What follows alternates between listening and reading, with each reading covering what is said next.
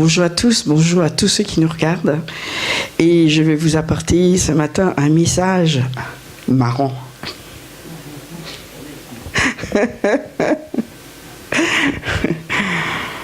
J'ai quelque chose à regarder avant. Quelque chose de très très important.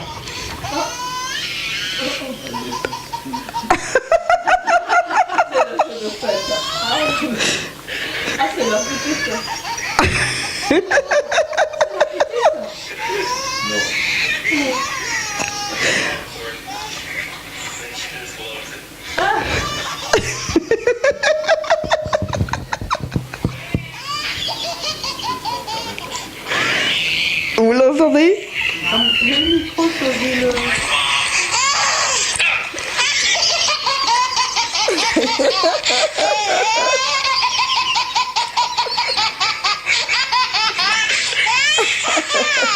Ah oui, j'étais encore plus éclatée de vous parce que je la vois. Oui, on aurait pu le mettre à l'écran, mais je ne voulais pas parce que...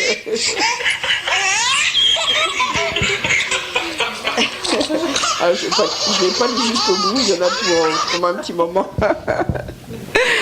Mais je voulais vous montrer que spontanément, quand vous avez entendu ce rire, vous vous êtes mis à rire. Et c'est pour ça que je voulais vous le montrer. Le rire est communicatif. Le rire est vraiment le propre de l'homme. Et c'est vraiment quelque chose que... Dieu parle énormément dans sa parole. Il y a, voilà, pour ça je relis le verset, dans le psaume 16, il y a d'abondantes joies devant ta face, des délices éternelles à ta droite. Il y a d'abondantes joies devant ta face. C'est un verset que j'avais médité il y a très peu de temps de ça. Quand je suis tombée dessus hier, je me suis dit, waouh, il y a d'abondantes joies devant ta face. Vous pouvez prendre ce verset, c'est « Tu me feras connaître le sentier de la vie ». Là, nous, on peut dire « Tu m'as fait », puisque c'était dans les psaumes, ça. Alors, nous, c'est « Tu m'as fait connaître ». Tu m'as fait connaître le sentier de la vie. Et il y a d'abondantes joies devant ta face, des délices éternelles à ta droite. Ah, Seigneur Jésus. Et quand on regarde les églises, waouh, on se dit des fois, comme je disais l'autre jour, ils ont été trempés dans du vinaigre. La joie, c'est un choix. La joie, c'est un choix. Il y a une citation qui dit « La joie, ce n'est pas une destination, c'est une façon de voyager. » Et ça, je suis vraiment d'accord avec ça. C'est une façon de voyager, la joie. Les gens se disent « Ah, quand je serai avec telle personne, oh, je serai heureux. Ah, quand j'aurai ci, je serai heureuse. Ah, quand... La joie, c'est pas le but. La joie, c'est la façon de voyager. Alors aujourd'hui, je veux déclarer, je suis heureuse, je suis joyeuse. Et Dieu veut qu'on le vive tous. Et je vais vous le prouver, évidemment, dans sa parole. La joie du Seigneur est ma force. Vous avez vu que le rire était communicatif. Le rire et la joie se transmettent. Si vous avez justement une bonne nouvelle, et vous mettez à rire dans une foule, les gens automatiquement vous regardent, interloqués, et si vous continuez à rire, vous savez, c'est fou rire qui se déclenche et qui ne peuvent plus s'arrêter. Tout le monde se met à rire. Ils savent même pas pourquoi, parce que c'est toi qui as eu la blague. C'est toi qui sais pourquoi tu ris. Et en fin de compte, les gens se mettent à rire parce que c'est communicatif, quoi. Et nous, les chrétiens, on a besoin d'apprendre à rire. Vous savez que le baptême du Saint-Esprit, à la base, c'était un grand éclat de rire. Parce qu'il disait, mais ils sont tous ivres. Qu'est-ce que vous croyez qu'ils faisaient? Ils titubaient, oui, ça c'est sûr, parce que... Mais ils étaient ivres dans le Saint-Esprit. Ils étaient vraiment dans la joie, dans une joie. Pourquoi ils étaient dans la joie? Parce qu'ils avaient été submergés par le Dieu Saint-Esprit qui les a transportés de joie. La première fonction du Saint-Esprit, c'est de vous transporter dans la joie et dans l'allégresse. Vous le saviez, ça? C'est la première fonction. Et s'il vous enseigne, s'il vous corrige, ça sera dans la joie. S'il vous s'instruit, s'il vous conduit, ça sera dans la joie. Ça ne sera pas dans du vinaigre. C'est vraiment capital de comprendre que Dieu nous conduit dans la joie, nous enseigne dans la joie par le Saint-Esprit. Et c'est normal de rire. C'est normal de s'enivrer de la présence du Saint-Esprit. J'écoutais dans une vidéo il y a peu de temps, il parlait du Sadhu Sandarsingh, que quelques-uns connaissent. Le Sadhu, c'était un hindou et il était promu à être grand imam. Et il a eu une puissante visitation de Jésus. C'est un homme qui est devenu quelqu'un qui était tellement près du Seigneur qu'il était comme Élie ou Enoch. Il y en a certains qui disent même qu'un jour il a disparu dans les montagnes et qu'il est parti comme ça, comme Élie, comme Enoch. On ne sait pas, mais c'est tellement il était près du Seigneur. Et chaque jour quasiment, il allait visiter le ciel. C'était un homme qui vivait tellement la présence de Dieu. Et il avait remarqué, ça m'a vraiment touché, et c'est de là qu'est venue la pensée du Seigneur. Il avait remarqué que quand il parlait avec les uns et les autres au ciel, qu'il y en avait qui étaient plus joyeux que d'autres. Alors il ne comprenait pas. Il dit, mais un jour ça l'a tellement intrigué qu'il a fini par poser la question. Il dit, mais pourquoi vous êtes moins joyeux que les autres? Il dit tout simplement parce que quand nous étions sur terre, nous étions moins dans la présence de Dieu. Nous étions moins dans la joie. Il y avait un rapport direct entre la présence de Dieu et la joie dans le ciel. Moi, ça m'a interpellé, ça. Ça m'a interpellé. Oui, c'est pas écrit dans la Bible, c'est une histoire. Et moi, je pense que le Sadhu disait vrai. Parce que c'est un homme qui était vraiment d'une droiture incroyable et d'une présence incroyable. Et je crois à ça. Je crois que chercher la présence de Dieu sur terre de plus en plus, chercher sa joie, chercher vraiment sa face, chercher son amour, et je crois que ça me donnera une place vraiment remplie de joie là-haut. Parce que j'aurais fait ce que le Seigneur m'a demandé de faire. C'est évident. C'est évident. La joie, tu n'as pas besoin d'aller la chercher. Tu l'as par le Saint-Esprit. Il faut simplement la manifester. L'amour, la joie, la paix, la douceur, la patience, etc. Galates 5, 22, 23. Tu les as tous. Maintenant, c'est à toi de les manifester. Tu peux me dire, ouais, moi je suis triste, moi rire, ça me plaît pas. Non. Tu l'as en toi. Tu l'as en toi. Comprenez ça? Dans Néhémie, chapitre 8, verset 10, Néhémie 8, verset 10, il est dit, c'est Esdras qui parle au peuple, ne soyez pas tristes, car la joie de l'Éternel sera votre force. La joie de l'Éternel sera votre force. Quand on lit ce verset, ce simple verset, la joie de l'Éternel, ou moi j'ai la joie de l'Éternel qui fait votre force. On lit ce simple verset, si tu veux être fort, en tout, fort dans ta vie, fort dans ton âme, dans tes émotions, fort dans ton travail, fort dans tes relations, fort vis-à-vis des circonstances. Tu dois être dans la joie. Waouh! Dans un proverbe, il dit que la joie, c'est un médicament, c'est un remède. Je l'ai quelque part par là. C'est pas toujours facile d'être dans la joie.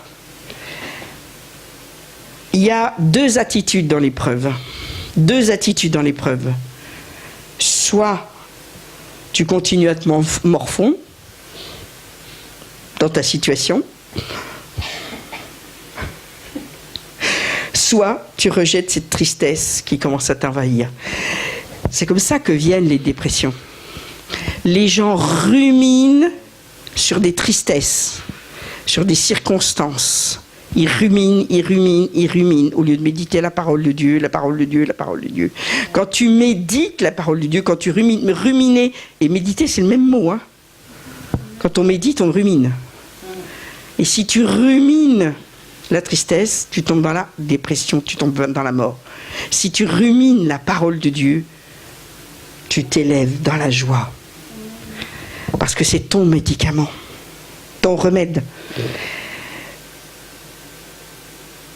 Et si vous vous mettez à rire, d'ailleurs c'est à la Pentecôte, c'est ce qui s'est passé.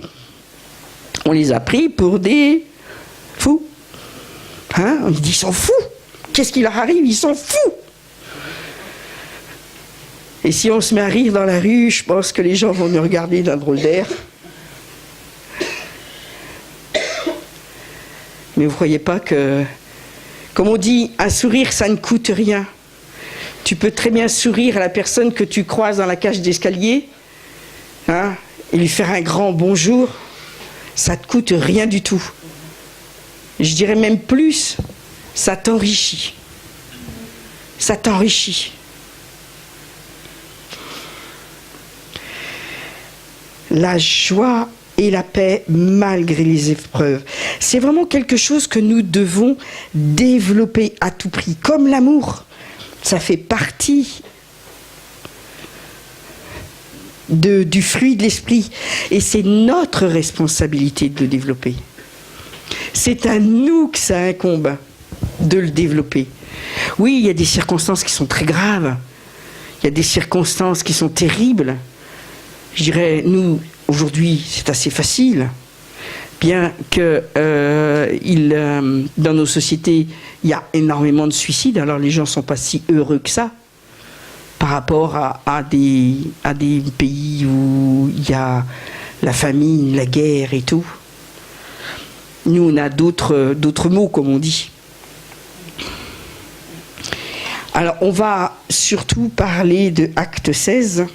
Vous connaissez ce passage, bien sûr, d'Acte 16, où on voit deux hommes qui vont recevoir de violents coups de bâton. Ces hommes n'avaient rien fait pour mériter cela. On va les mettre en prison. On va les placer dans un cachot très reculé. On va les attacher à leurs pieds des blocs de bois. Vous connaissez ces deux personnes, Paul et Silas. Et que vont faire Paul et Silas? Versets 19 à 34. On va regarder ce passage parce qu'il est vraiment puissant. Hein, ils vont prier et chanter les louanges de Dieu. Voilà une belle attitude contre vents et marées. Hein, c'est vraiment... Paul et Silas auraient pu se plaindre auprès de Dieu. Non, mais attends, on annonce la bonne nouvelle, on fait du bien, on guérit les malades et tout, et voilà ce qui nous arrive. Non, mais Dieu, tu fais quoi là pour nous protéger là, hein? Alors, on va remonter au verset 16. Au verset 16, parce qu'il faut bien comprendre ce qui se passe. Au verset 16, en fin de compte, on voit qu'il parle... Alors que nous nous rendions au lieu de prière, une jeune esclave qui avait un esprit de divination est venue à notre rencontre. Et par ses prédictions, elle procurait un grand profit à ses maîtres. Et voilà la cause de leur mise en prison. Ils ont libéré cette femme, cette esclave, qui rendait évidemment, qui leur procurait beaucoup d'argent à ces maîtres. Hein. Et elle était possédée par un esprit de divination, donc elle était très très malheureuse. Et au verset 19, les maîtres de la servante, voyant disparaître l'espoir de leur gain, se saisirent de Paul et Silas et les traînèrent sur la place publique devant les magistrats. Ils les présentèrent aux prêteurs et en disant « Ces hommes troublent notre ville, ce sont des Juifs qui annoncent des coutumes qu'il ne nous est pas permis ni de recevoir ni de suivre à nous qui sommes Romains. »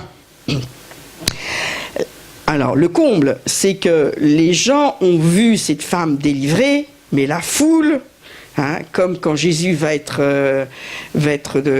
auprès de Pilate, hein, la foule va faire quoi? Elle va se soulever. Aussi contre eux et les prêteurs ayant fait arracher leurs vêtements. Alors, ça commence comme ça. Ils arrachent leurs vêtements, ils ordonnent qu'on les batte de verge. Je ne vous explique pas, hein, vous savez. Hein, bonjour les plaies, hein. On les charge de coups, on les jette en prison et on recommande aux geôliers de les garder sûrement. Donc, ça veut dire qu'ils sont traités vraiment comme des grands criminels. Hein. Hein? Le geôlier ayant reçu cet ordre les jeta dans la prison intérieure et leur mit les ceps ou les fers aux pieds. Et vers le milieu de la nuit, Paul et Silas priaient et chantaient les louanges de Dieu. Ils sont couverts de plaies, ils sont dans le noir, hein, ils sont certainement pas comme dans les prisons, je dis pas que c'est des palaces les prisons d'aujourd'hui, mais à comparer des prisons romaines, il y a une grande différence. Terre battue, oui, il y a des rats et tout, c'est vraiment l'horreur. Ils prient et chantent les louanges de Dieu. Et les prisonniers les entendaient. Excusez-moi, mais ils ne chantaient pas. Alléluia, Alléluia. Ils hurlaient puisque tous les prisonniers, je ne veux pas hurler parce que là, ce matin, je ne pourrais pas, mais tous les prisonniers les entendaient.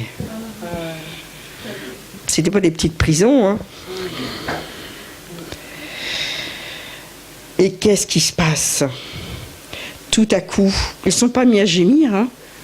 Tout à coup, il se fit un grand tremblement de terre, en sorte que les fondements de la prison furent ébranlés.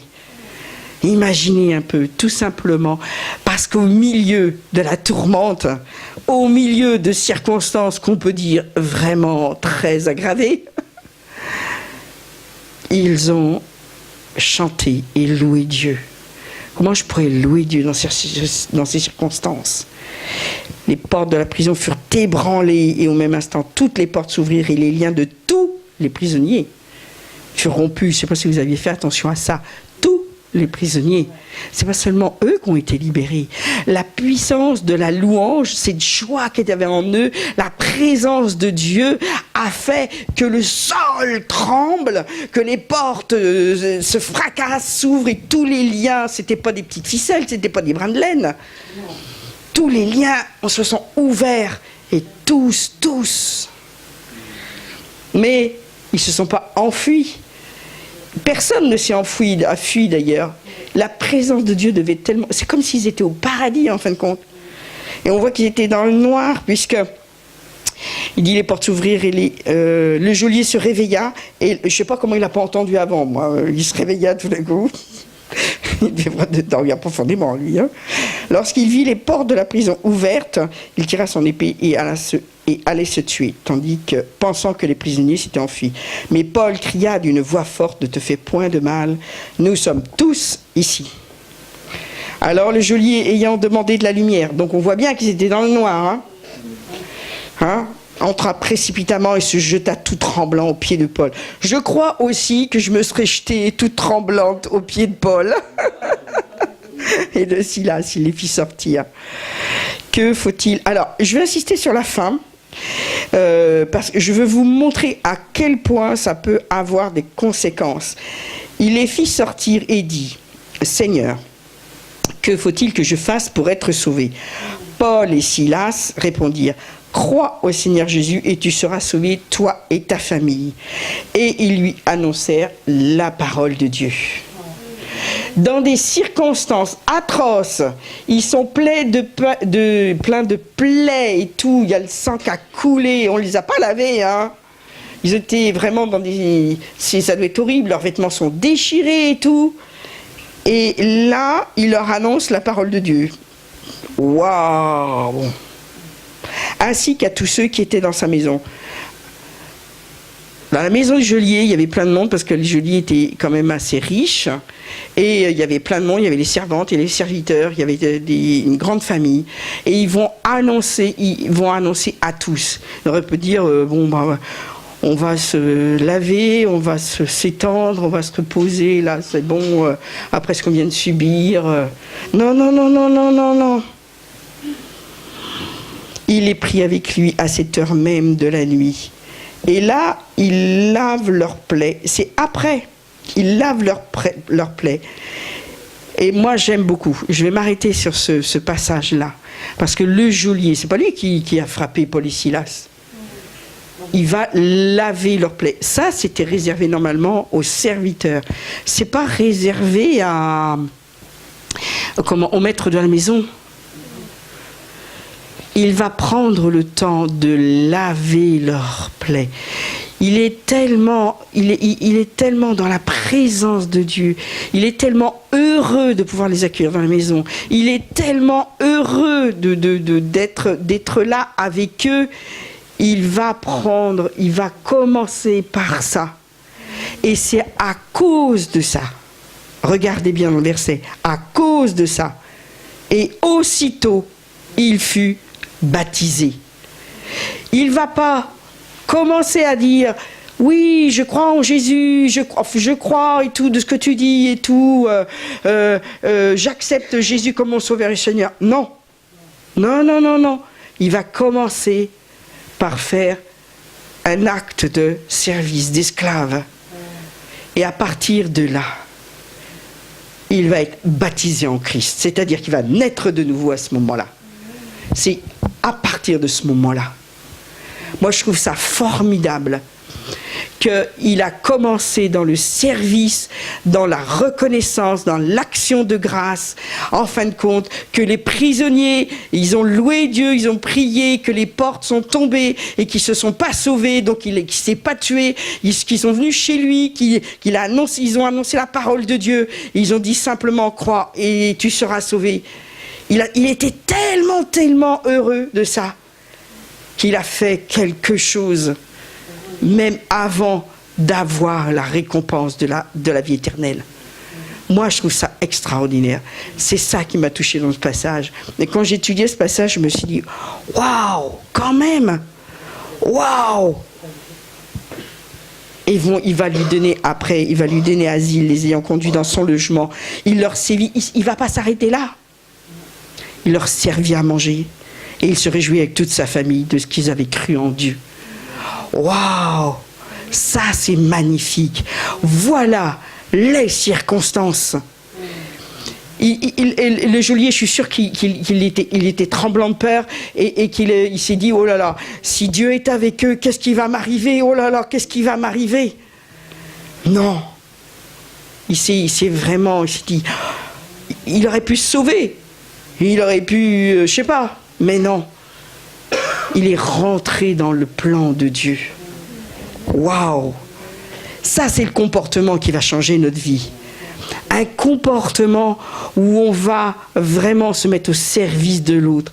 La joie de servir. Vraiment changer les circonstances. Oui, Paul et Silas étaient dans des circonstances atroces et ils ont choisi d'être dans la joie. Mais Paul et Silas connaissaient Jésus, avaient Jésus dans leur cœur. Ils avaient vu les miracles. Ils étaient dans la présence. Le geôlier, non. C'était un Romain. Alors non, il ne le connaissait pas. Et lui, il va vraiment se mettre, approcher juste de la présence de Dieu. Et la joie de servir va le faire entrer dans la joie définitive de la vie éternelle. Ça, c'est magnifique. Ça, c'est super. C'est notre comportement qui change notre vie. Et combien de fois ça nous est arrivé quand on allait au culte, où on avait les enfants, c'est toujours stressant, il faut préparer les enfants, c'est toujours les enfants, ils veulent pas se lever le dimanche matin. Hein. Nous déjà, faut qu'on se pousse un petit peu. Hein. Non. Et les enfants, faut les préparer et tout, faut les laver, les habiller, et on est tous pressés. Et souvent dans la voiture, qu'est-ce qu'on fait? Tais-toi, gna gna gna, les enfants se battent, et on arrive au culte. Bonjour les dégâts, dans quel état? On peut décider de ne pas se prendre la tête. On peut décider de changer de comportement. On peut décider de rester dans le calme, dans la paix. C'est une paix qui dépasse, qui surpasse toute intelligence. Oui, c'est pas naturel quand il y a 3 enfants qui braillent de rester dans la paix. Oui, c'est pas naturel, mais c'est ça justement la différence entre ceux du monde et les chrétiens. C'est ça la différence. Nous pouvons demeurer dans la joie malgré les circonstances. Vous vous rendez compte? Si on est toujours dans la joie, tout le temps, mais une joie, la joie ça se voit, c'est pas je suis joyeux.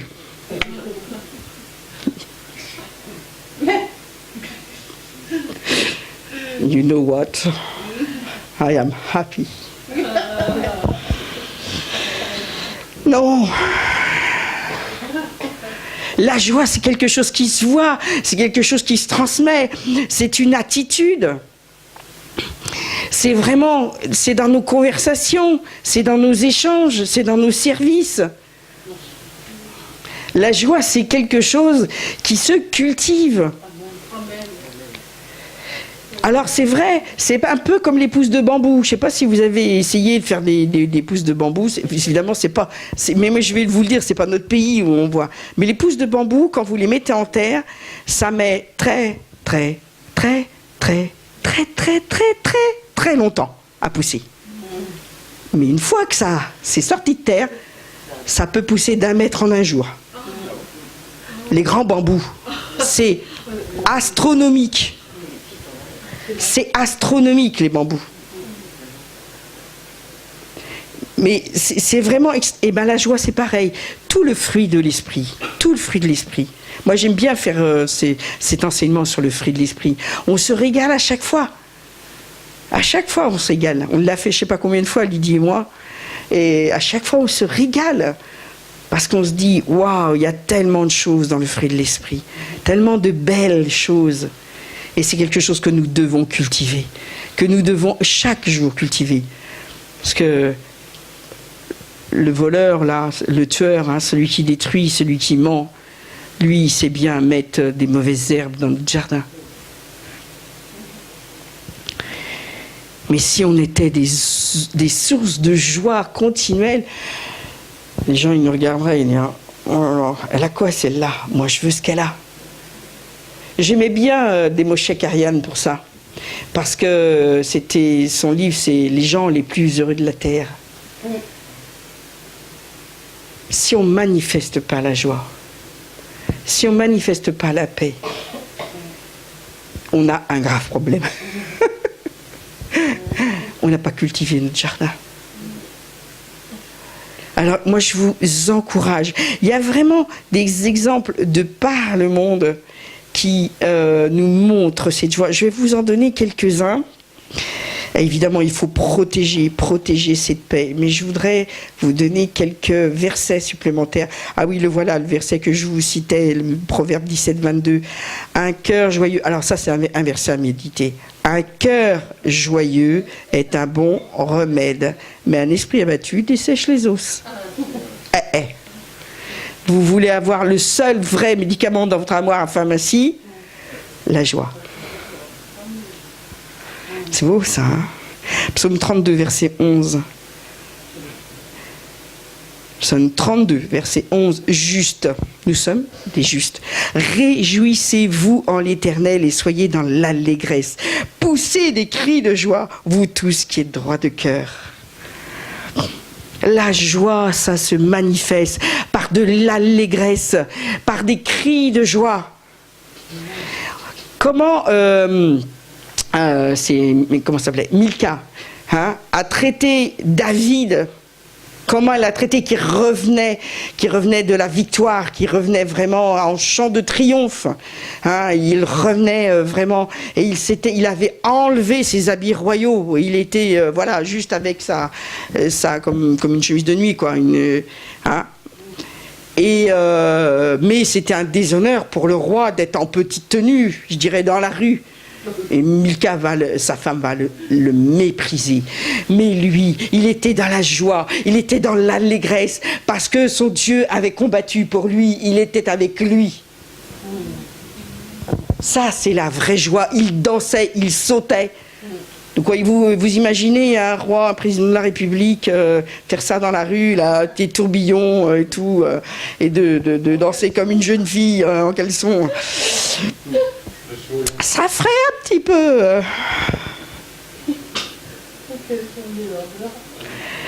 Dans Jacques 1, verset 2, notez ces versets et méditez-les. Vraiment, je vous invite à la méditation. Mes frères, regardez comme un sujet de joie complète les diverses épreuves auxquelles vous pouvez être exposés. Eh bien, quand on médite ce verset, Jacques 1, 2,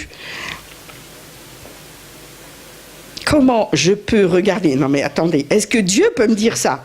Regarde les diverses épreuves auxquelles tu es exposé comme un sujet de joie. Non mais si on réfléchit 2 minutes à ce verset, on dit il y a quelque chose qui ne va pas, non c'est pas possible, ça faudrait l'enlever de la Bible, moi je trouve. Hein,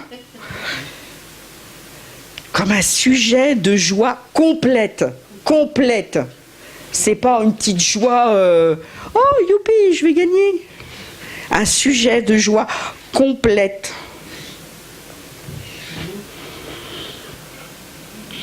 Je ne sais pas comment il s'est marqué dans ce verset. Verset 1.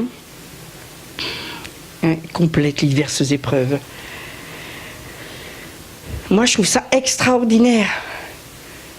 C'est pas youpi.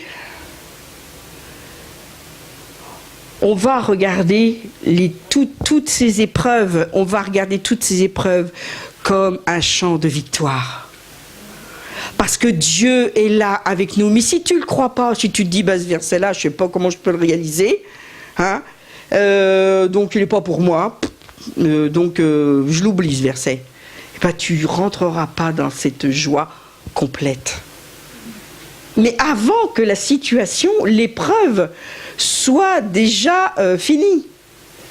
N'oubliez pas, la joie, c'est pas une destination. C'est une marche, c'est un processus. D'accord?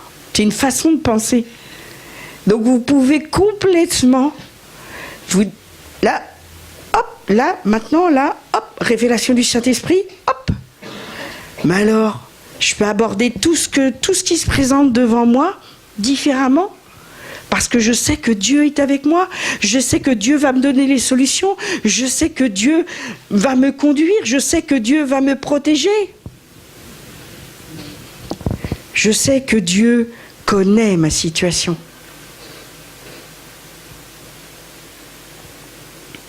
Dans le psaume 13, versets 5 et 6, psaume 13, j'ai confiance, 5 et 6, moi, j'ai confiance en ta bonté. Et regardez tout de suite ce qu'il y a après. J'ai de l'allégresse dans le cœur. À cause de ton salut, je chante à l'Éternel, car il m'a fait du bien. L'allégresse, c'est beaucoup plus que la joie. L'allégresse, c'est de l'exaltation. C'est quelque chose qui va vraiment nous faire... Est-ce que vous pensez... Tous les jours, faites cet petit exercice. Tous les jours, pensez que vous êtes sauvés. Pensez au jour où vous avez donné votre vie à Jésus. Et est-ce que vous auriez été sans? Simplement pensez au salut que le Seigneur nous a donné. Il y a de quoi crier, il y a de quoi hurler de joie. C'est ça. Et c'est vraiment la maturité du chrétien. C'est vraiment ça, la maturité de joie. Être dans la joie, pas une joie feinte. Bonjour ma sœur, comment ça va? Oh très bien, et toi aussi? Non, c'est pas du sourire commercial. Hein, ça n'a rien à voir. Le diable, il veut pas que vous soyez dans la joie. Il veut vous voler votre joie. C'est un voleur, c'est un menteur. Alors, si dans telle ou telle circonstance, vous avez perdu votre joie, cherchez la cause. Cherchez la cause. C'est parce que lui vous a roulé dans la farine et vous l'avez cru. Ça vient pas de Dieu.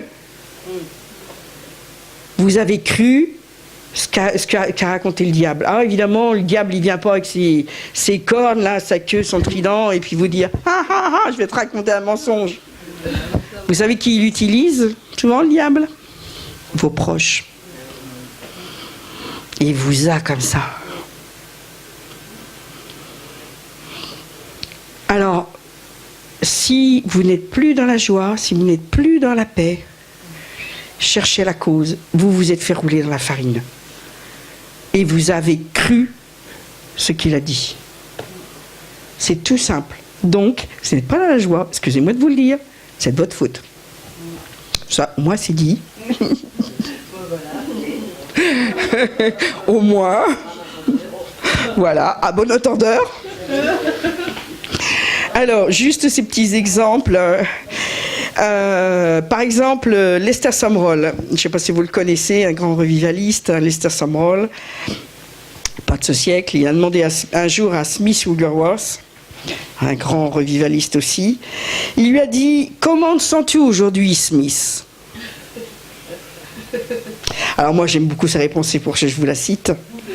Smith lui répondit « Je ne demande jamais à Smith Wigglesworth comment il se sent, c'est moi qui lui dis comment il doit se sentir. » Voilà toute la différence. Alors moi je ne vais pas demander à Nadine Lecomte comment elle se sent, c'est moi qui lui dis, c'est mon esprit qui va dire à Nadine « Maintenant sois dans la joie, maintenant sois dans la paix, maintenant sois dans l'amour, dans la douceur, dans la patience. » Voilà la différence. Ça, c'est bon, ça. Amen. Philippiens 4.4, c'est mon tout-terrain. Réjouissez-vous dans le Seigneur, toujours. Réjouissez-vous. Je le répète, réjouissez-vous. Il devait partir, oui, pour récupérer. Bon dimanche. Il y a une autre petite histoire. Un neuropsychologue a dit à un pasteur « La science vient de faire une découverte extraordinaire. Nous venons de découvrir que nos paroles ont un effet direct sur le cerveau. » Et moi, je peux lui répondre comme ce pasteur a répondu. Ça fait longtemps que je sais cela. Dans le livre de Jacques, il est dit « La langue est le moindre des membres, mais elle dirige tout le corps. » Il y a une puissance dans nos paroles. Il y a une puissance. Et si je décide, Nadine, sois dans la joie. Mon âme, tais-toi. Tristesse, tu dégages. Hein? Ça, c'est autre chose. Je veux te louer aujourd'hui. Oui, ben, les circonstances sont catastrophiques, mais ça fait rien. Je veux te louer aujourd'hui. Je veux te louer. Dans Psaume 100, verset 1, vous le connaissez certainement aussi, Psaume 100, verset 1. Poussez vers l'Éternel des cris de joie.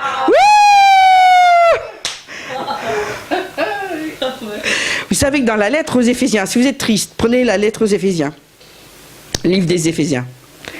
À 16 reprises, il est dit dans le livre des Éphésiens de se réjouir dans le Seigneur. Vous croyez que si le Seigneur a donné un tel ordre, 16 fois, juste dans le livre des Éphésiens, il est court, hein? Il est court le livre, hein? 16 fois, il va dire « Réjouis-toi ». Réjouissez-vous. Je vais vous terminer par encore une petite anecdote, deux petites anecdotes. Dans le bureau d'un milliardaire, il y avait un écriteau. Moi, je pense que je vais le mettre, moi, cet écriteau. Il faut que je le garde en tête, ça. Tu as 10 secondes pour devenir enthousiaste. Sinon, sors de mon bureau.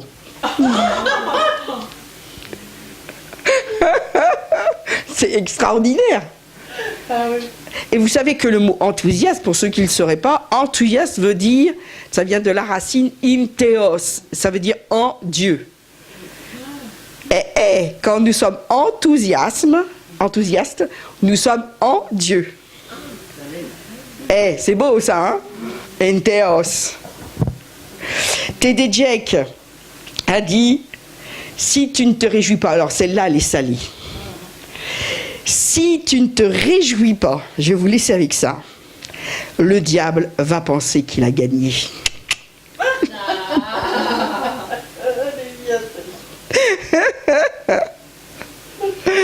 Alors, persévérons à être toujours joyeux, hein? Même si nous n'en voyons pas les résultats immédiats, soyons toujours joyeux. Amen. Amen.